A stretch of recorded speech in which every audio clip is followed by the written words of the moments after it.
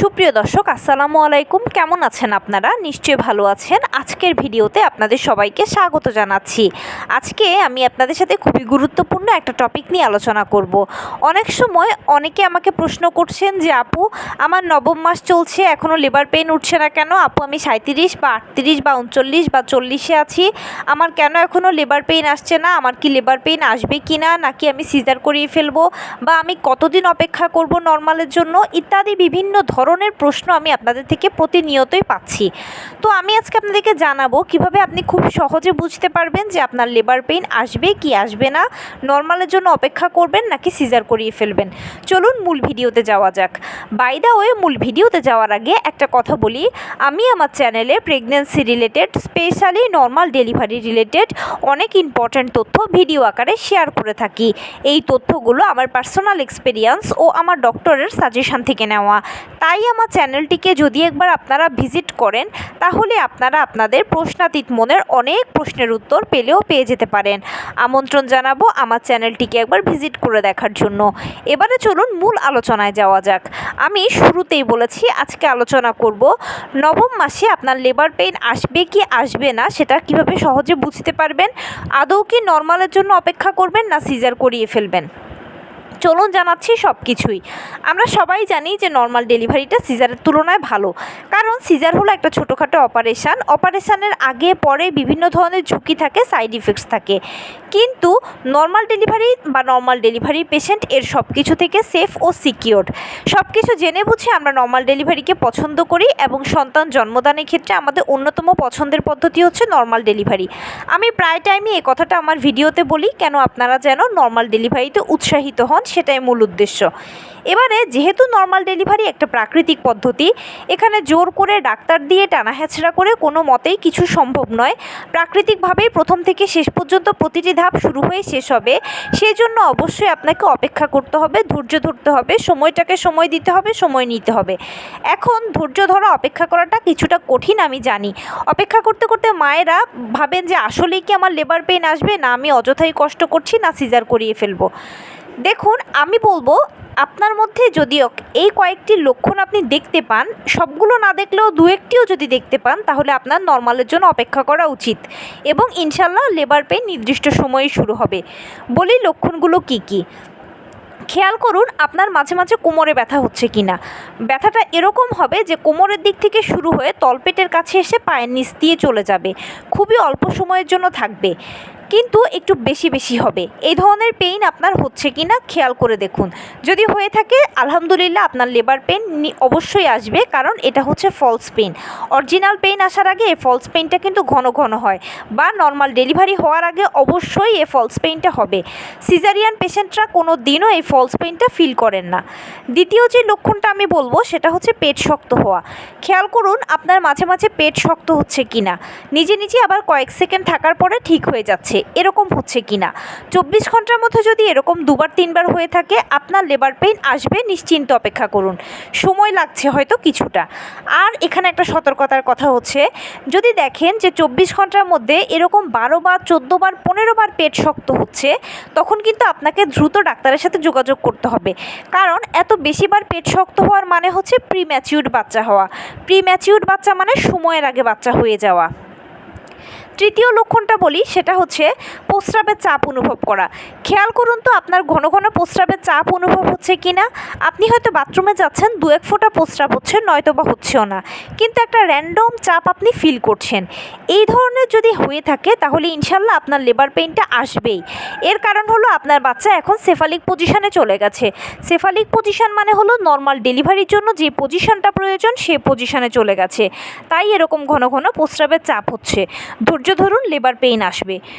সর্বশেষ যে লক্ষণটা আমি বলবো সেটা হচ্ছে জরায়ুতে ব্যথা, যৌনাঙ্গে ব্যথা, তলপেটের দিকে চাপ অনুভব হওয়া, ভারী ভারী লাগা, মনে হচ্ছে যেন কিছু একটা ছিঁড়ে বেরিয়ে যাচ্ছে।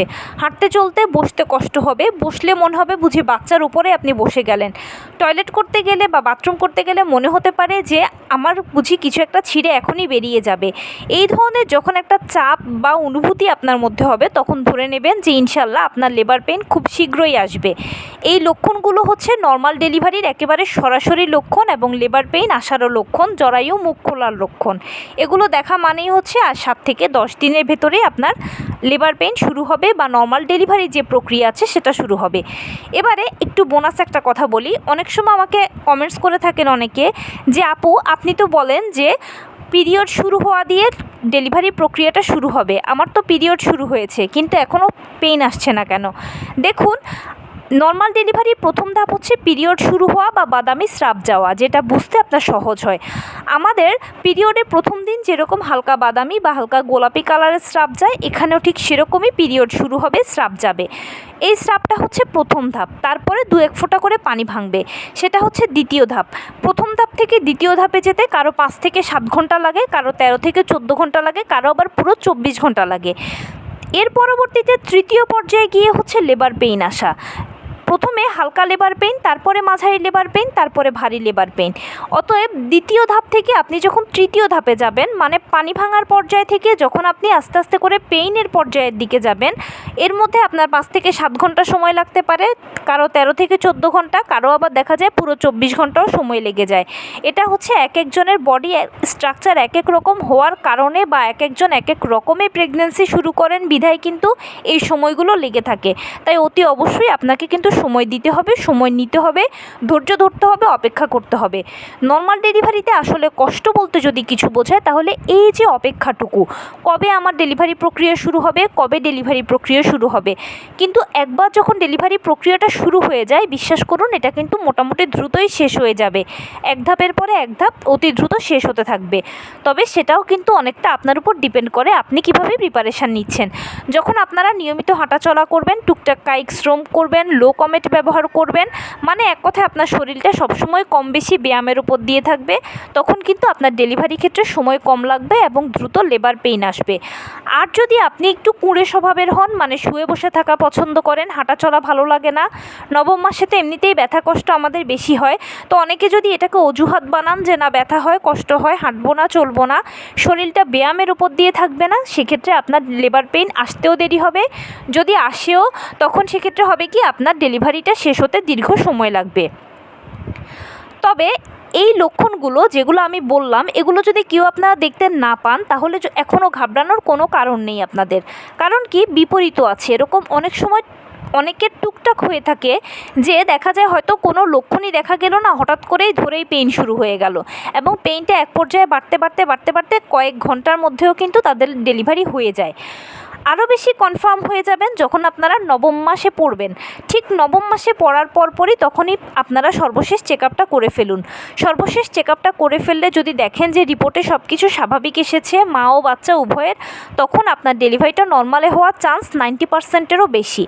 আর যদি কোনো জটিলতা তৈরি হয়, যে মায়ের হয়তো ডায়াবেটিস বা হাই ব্লাড প্রেশার, কিংবা বাচ্চা উল্টো পজিশন, বা বাচ্চার গলায় দেখা যায় নাড়ি পেঁচানো, এরকম কোনো না কোনো সমস্যা যদি হয়ে থাকে তখন সেক্ষেত্রে কিন্তু সিজার লাগবে। আর সিজারের ক্ষেত্রে আপনার ডাক্তারই বলে দেবে যে অমুক দিনের অমুক তারিখে অমুক সময় সিজার হবে। সে মতে গিয়ে একটা ভালো ডক্টর ও একজন ভালো হসপিটাল চুজ করবেন এবং সেখানে গিয়ে সিজার করিয়ে নেবেন। মনে রাখবেন ডেলিভারিটা একটা সেন্সিটিভ ইস্যু, এখানে দুটো মানুষের জীবনের প্রশ্ন, তাই কোনো নাম সর্বস্ব ডাক্তার বা চমকপ্রদ বিজ্ঞাপন দেখে কোনো ডাক্তার হসপিটাল চুজ করা কিংবা সাশ্রয়ী বিজ্ঞাপন দেখে কোনো ডাক্তার হসপিটাল প্লিজ চুজ করবেন না। ভালো একজন ডাক্তার ও ভালো একটা হসপিটাল চুজ করাটা কিন্তু আপনার দায়িত্ব। তো এই ছিল আজকের ভিডিও। কেমন লাগলো বলুন? যদি ভালো লেগে থাকে ও হেল্পফুল হয়ে থাকে তাহলে প্লিজ লাইক, কমেন্ট, শেয়ার করতে একদম ভুলবেন না। আর সেই সাথে আমার চ্যানেলটিকে সাবস্ক্রাইব করার বিনীত অনুরোধ রইল। পাশে থাকা বেল আইকনটি ক্লিক করে দেবেন যেন আমি ভিডিও আপলোড করার সাথে সাথে আপনারা নোটিফিকেশান পেয়ে যান। যদি কোনো প্রশ্ন থাকে কমেন্টসে জানাবেন, আমি রিপ্লাই দেব। প্লাস যদি কোনো পরামর্শ থাকে যে কোন বিষয়ের উপরে ভিডিও বানালে আপনারা উপকৃত হবেন সেটাও জানাবেন, আমি আপনাদের পছন্দের সর্বোচ্চ প্রায়োরিটি দেব। ভালো থাকবেন, সুস্থ থাকবেন। আসসালামু আলাইকুম।